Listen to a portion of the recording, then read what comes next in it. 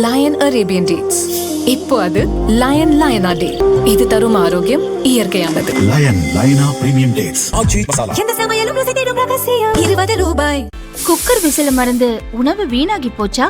இனி அந்த கவலையே வேண்டாம். வழங்குகிறோம் உலகின் முதல் விசில் கவுண்டர் குக்கர், புதிய அல்ட்ரா குரோனோ. அல்ட்ரா என்றால் ஆரோக்கியம். நீட் உள்ளிட்ட தேர்வுகளில் முறைகேடுகளை தடுக்க சிறப்பு சட்ட திருத்த மசோதா மீதான விவாதம் லோக்சபாவில் நடந்தது. விவாதத்தின் மீது எதிர்க்கட்சித் தலைவர் ராகுல் உரையாற்றினார். டெல்லியில் நடந்த போராட்டம் தன்னெழுச்சியானது. இது மாணவர்களின் மனநிலையை எடுத்துரைத்துள்ளது. முட்டாள்களுக்கு இது புரியாது என்றார்.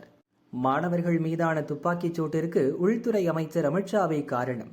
அவரின் உத்தரவுப்படிதான் போலீசார் துப்பாக்கிச் சூடு நடத்தினர். இந்த விவாதத்தில் பங்கேற்க அவருக்கு பயம். அதனால்தான் அவர் சபைக்கு வரவில்லை. மத்திய அரசுக்கு மாணவர்களின் எதிர்காலத்தில் அக்கறை இல்லை என ராகுல் பேசினார். பார்லிமெண்ட் விதிகளை மீறி ராகுல் பேசுவதாக பார்லிமெண்ட் விவகாரங்கள் துறை அமைச்சர் கிரண் ரிஜிஜு சுட்டிக்காட்டினார். விதிகளுக்கு அப்பாற்பட்ட சொற்கள் சபை குறிப்பில் இடம்பெறாது என சபாநாயகர் கூறினார். தொடர்ந்து அமித்ஷாவின் பெயரை குறிப்பிட்டு ராகுல் பேசியதால் கிரண் ரிஜிஜு எழுந்து நின்று விளக்கமளித்தார். பார்லிமெண்டில் ஆதாரமற்ற குற்றச்சாட்டுகளை முன்வைக்கக்கூடாது. குறிப்பிட்ட நபரின் பெயரில் ஆதாரமற்ற குற்றச்சாட்டுகளை முன்வைப்பதை ஏற்க முடியாது. அமித்ஷா பற்றி அவதூறாக பேசிய ராகுல் மன்னிப்பு கேட்க வேண்டும் என்றார். அப்போது காங்கிரஸ் எம்பிக்கள் அமளியில் ஈடுபட்டனர். ராகுலின் பேச்சை கண்டித்து பாஜக எம்பிக்களும் குரல் எழுப்பியதால் சபையில் அமளி ஏற்பட்டது.